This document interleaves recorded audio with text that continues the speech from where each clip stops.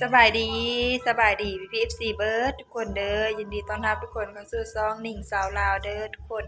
วันนี้น้องหนิ่งกับน้องบอนสิพากันไปเบิ่งมะกรวยอยู่สวนหนองสะเปะอยู่นอกทางคุณเนาะทุกคนเนาะอยู่แปะเฮือนน้องแฟดบอมอยู่คุณเนาะทุกคนเนาะอยู่เฮือนน้องแฟดและอยู่แปะเฮือนน้องแฟดคนละฝากทางกันเนาะทุกคนเนาะมีคนอยู่ไกลหั่นเนาะมีคนอยู่ไกลหันเพิ่นมาบอกมื้อเช้านี้ว่ามะกรวยหันสุกแล้วเนาะทุกคนเนาะไปเบิ่งว่ามัน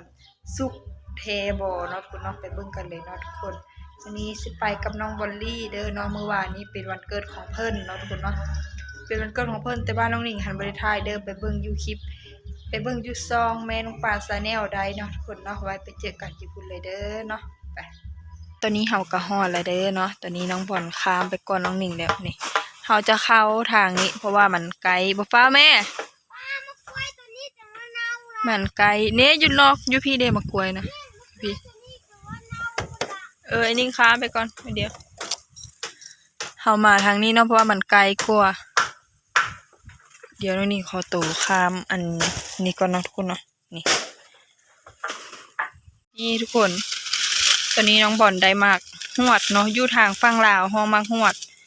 บ่ฮู้ว่าอยู่ไทยสิมีบ่แล้วก็อยู่ทางฝั่งไทยห้องว่าจังใดแด่หนาวเบิดแล้วเนาะ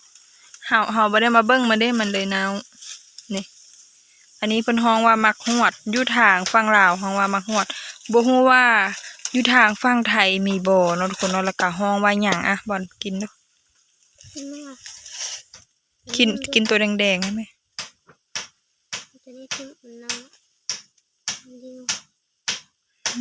แซ่บป่ะบ้านบ่เอากินมันเบิดนี่ทุกคนมากล้วยน้องหนิงว่ามันน่าจะบ่สุกดอกเนาะทุกคนมันแห้วอันบ่อนนั้นมันตายเนาะตอนมากับน้องบอลตอนนั้นหลายเดือนเติบละมากับน้องบอลตอนนั้นน่ะมันน่าจะแห้วเนาะทุกคนนี่จังเด้อแซ่บอ่ะ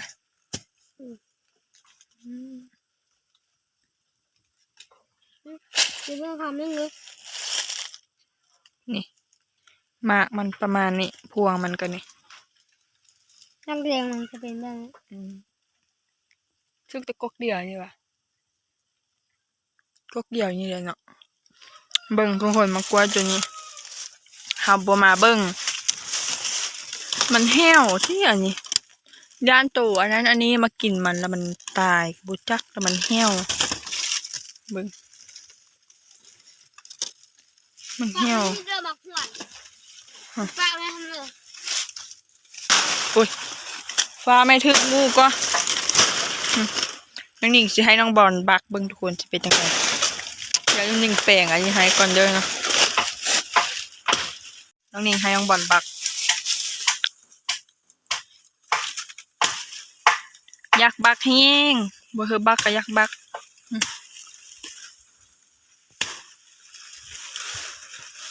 ให้นิ่งตัดให้นิ่งอันตัดให้ก่อนบ่ตัดให้ได้น้อยนึงเลยจังบักบ่มันใกล้สิออกละ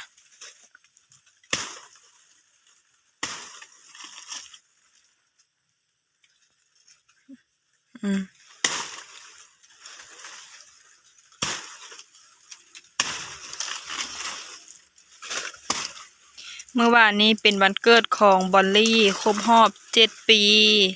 มื้อนี้มาเฮ็ดเวียกบักมะกรูดบักเลยบัดนี้บักทางนี้แม่บัดนี้นะบักทางนี้เข้าไปบัดนี้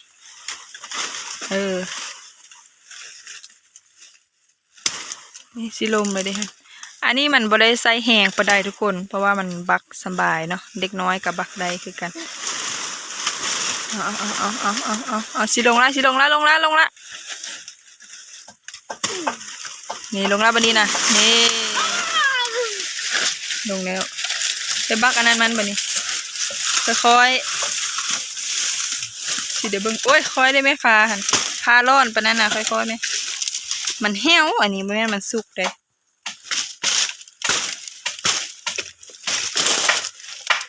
บ่แม่นตัดพุ่นน่ะ ตัดอันนั้นพุ่นอันน้อยๆหั่นแหละได้ปะเนาะมันเหี่ยวเนาะได้บ่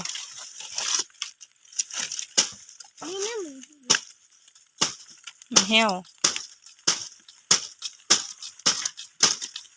โอ้ยบอลมาสิตกไปพุ่นก็หันจับมันไว้ไหมได้แล้วทุกคน มันเหี่ยวอันนี้นะบ่แม่นมันสุกเนาะเอามานั่นแหละตอนเฮามาเอาตอนนั้นมันสุกแท้ๆได้เนาะเฮามาเอาตอนนั้นนะเอามาเอาอันคิดว่าสิมาเอาแต่วีเดียวอันเครือเดียวตอนนั้นเนาะทุกคนเป็นจังเดียวบอลแซ่บอ่ะแซ่บอยู่มะกล้วยเดี๋ยวเรามะกล้วยน้ำว่ะมะกล้วยตีบอันนี้นะเครือนี้บักเองกินเองเป็นบ่แซ่บอ่ะคืนอีก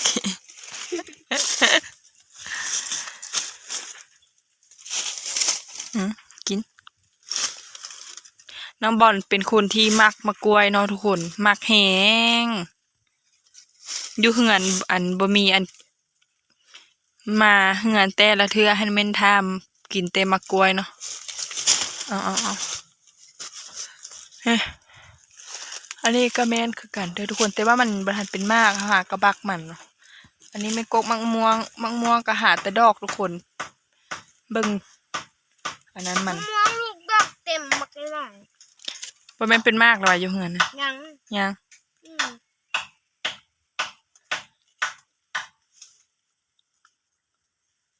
หนองปลาเขาแห้งละทุกคนน้ำก็แห้งเบิดละนี่ประมาณนี้นะจ๊ะบรรยากาศตอนแรงเนาะสิประมาณนี้นี่เดี๋ยวสิพาพี่FCไปเบิ่งมะม่วงดอกมันพุ่นน่ะไอ้ใบมันสิแก่ละอันนั้นแม่นกกนั้นแม่นขวมดอกเนาะทุกคนประมาณนี้แหละคลิปนี้พาพี่FCมาเบิ้งน้องบอลบักหมากกล้วยเนาะพูน่ะกินแท้กินว่าคนปิ้นมาพี่ได้ไหมไปเมื่อบันนี้นะเอาได้ไหมเว้ยตอนนี้เฮาก็ได้มาฮอดเฮือนแล้วเนาะทุกคน